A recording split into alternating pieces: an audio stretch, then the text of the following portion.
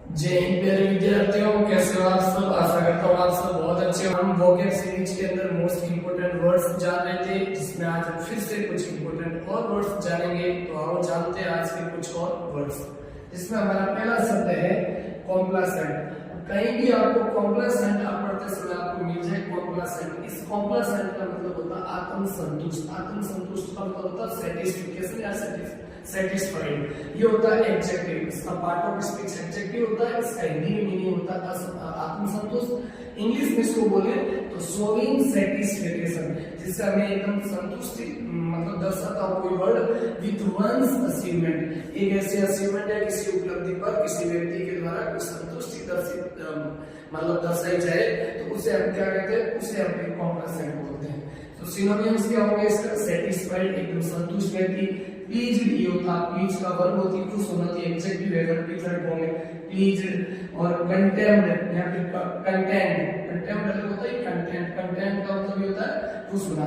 और सबसे important word है स्माइल। तो ये कॉम्प्लेक्स का समझ में। अगला वर्ड है हमारा कल्पेबल। कल्पेबल का मतलब होता है क्राइम से रिलेटेड होता है, ठीक है। वो व्यक्ति जो क्राइम से रिलेटेड होता है उसे बोलते हैं कल्पेबल। ये भी एडजेक्टिव, तो इसका मतलब होता है अपराधी। Responsible for a crime, responsible के पीछे ऐसा फॉर प्रीपोजिशन।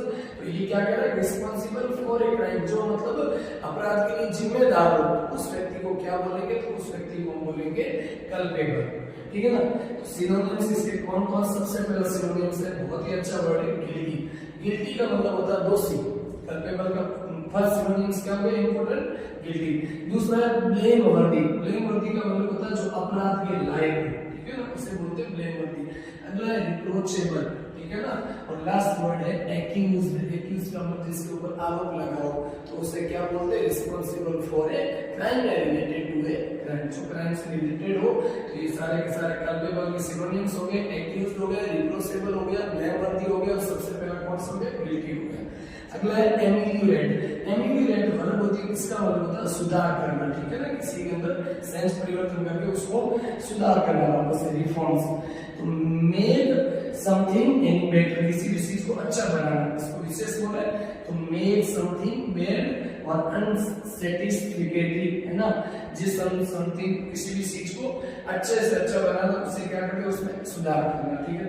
अब सिनोनिम्स क्या होंगे इसके, इम्प्रूव। इम्प्रूव का मतलब सुधार करना। अपन कहते हैं ना अपनी जो वोकैब है, अपनी इंग्लिश रीडिंग करनी वो भी इम्प्रूव करो। तो इम्प्रूव करने का मतलब होता है उसको इंक्रीजमेंट की ओर ले जाओ, ठीक है ना। तो इम्प्रूव हो गया पहला वर्ड। दूसरा बेटर, बेटर से बेटर करो, है ना, अपनी लाइफ के अंदर हमेशा संघर्ष के पीछे मत हटो। तो बेटर